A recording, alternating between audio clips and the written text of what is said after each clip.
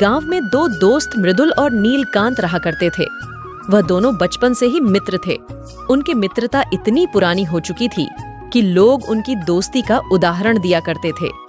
एक बार मृदुल ने देखा कि नीलकांत कुछ दिनों से शांत और परेशान सा है। काफी दिनों तक तो उसने कुछ ना बोला, लेकिन एक दिन वह नीलकांत के पास गया और उससे पूछा कि भाई, तुम्हें कोई दिक्कत है क्या? अगर तुम्हें कोई परेशानी है तो मुझे बताओ, हो सकता है कि मैं तुम्हारी परेशानी को दूर कर सकूं। नीलकांत दबे मन से बोला, भाई, मैं अपने बेटे सुमित से बहुत परेशान हूँ। वह कोई काम नहीं करना चाहता है। मैं चाहता हूँ कि वह मेरे साथ खेत में हाथ बटाए, पर वह खेती नहीं करना चाहता। और अगर मैं कहूँ कि कोई और काम करें, तब भी उसका किसी काम में मन नहीं लगता है और वह गुस्सा होने लगता है और कहता है, मैं शॉर्टकट से पैसा कमा लूंगा। मुझे उसके भविष्य को लेकर बहुत चिंता होती है। मृदुल कुछ देर शांत रहा, कुछ देर सोचकर बोला, ठीक है भाई, तुम एक काम करो, तुम अपने बेटे सुमित को मेरे पास भेज दो। मैं उसे समझाता हूँ और मैं कुछ न कुछ ऐसा काम भी करवाता हूँ। नीलकांत आशा की किरण लेकर अपने घर चला जाता है और अपने बेटे सुमित को कहता है कि कल मृदुल चाचा के यहाँ चले जाना, उन्हें तुमसे कुछ काम है। अगले दिन सुमित मृदुल के घर पहुँचता है। मृदुल उसे देखकर उसका स्वागत करता है। सुमित पूछता है कि चाचा जी, आपने मुझे यहाँ क्यों बुलाया है? मृदुल उसके पास बैठता है और उससे कहता है कि देखो, मेरी तो उम्र हो चुकी है। मेरे पास जो खेत है उसमें मेरे पुरखों ने एक खजाना छुपा रखा है।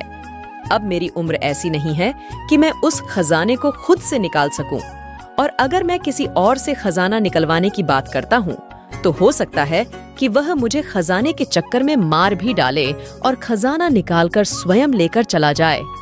मुझे एक विश्वास पात्र आदमी चाहिए जो खजाना निकाल दे। सुमित ये सुनकर बहुत खुश होता है। मृदुल कहता है कि अगर तुमने खजाना निकाल दिया तो उसका कुछ हिस्सा मैं तुम्हें भी अवश्य दूंगा। सुमित कहता है, ठीक है चाचा जी, आप परेशान मत हो, मैं आपको यह खजाना निकालकर दे दूंगा। सुमित उस दिन पूरा खेत खोद डालता है तो उसे कहीं भी खजाना नहीं मिलता। शाम को जब सुमित मृदुल के पास लौटता है तो सुमित उसे पूरी बात बताता है। मृदुल कहता है, तुम परेशान मत हो सकता है कि वह और गहराई में हो। तुम कल थोड़ा सा खेत और खोद देना। अगले दिन सुमित वैसा ही करता है।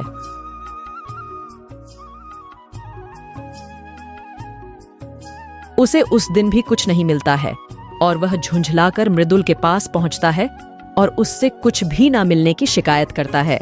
मृदुल उससे कहता है कि ठीक है, तुम परेशान मत हो, तुमने मेहनत की है, मैं तुमको उसके लिए पैसे दूंगा। सुमित पैसे लेकर बहुत खुश हो जाता है। अगले दिन मृदुल उसे फिर बुलाता है और उससे कहता है कि तुम एक काम करो, यह कुछ बीज बो दो और तुम परेशान मत हो, इसके लिए मैं तुम्हें पैसे भी दूंगा। सुमित सोचता है कि ठीक है, घर बैठे तो कुछ नहीं मिलता है, कम से कम इनका काम कर दूंगा तो कुछ पैसे ही मिल जाएंगे। अगले दिन सुमित खेत पर जाता है और बीज बो आता है। शाम को मृदुल के पास जाकर उससे पैसा ले आता है और खुशी खुशी अपने घर चला जाता है।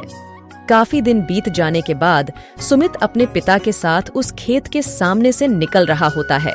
वह खेत की तरफ देखता है और अपने पिता से कहता है कि पिताजी, यह खेत का काम तो मैंने ही किया था, आज तो इस पर बहुत सारी खेती हो गई है। सामने से मृदुल आता हुआ दिखता है। मृदुल उसके पास में आता है और कहता है कि देखा सुमित, तुम्हारी मेहनत का नतीजा, आज देखो यहाँ पर कितनी सारी फसल हो गई है, जिसे तुम बहुत अच्छे दाम में बेच भी सकते हो, जिससे तुम्हें पैसे भी मिलेंगे, और यही पैसा असल में तुम्हारा खजाना है। सुमित इस बात को समझ जाता है और वह उन दोनों से कहता है कि अब मैं समझ चुका हूँ कि मेहनत से ही हमें पैसा मिलता है और सफलता भी मिलती है। अब मैं आज के बाद से खूब मेहनत करूँगा। पिताजी और चाचा जी, मैं आप दोनों का नाम रोशन करूंगा। इसके बाद तीनों हंसने लगते हैं और खुशी खुशी घर चले जाते हैं।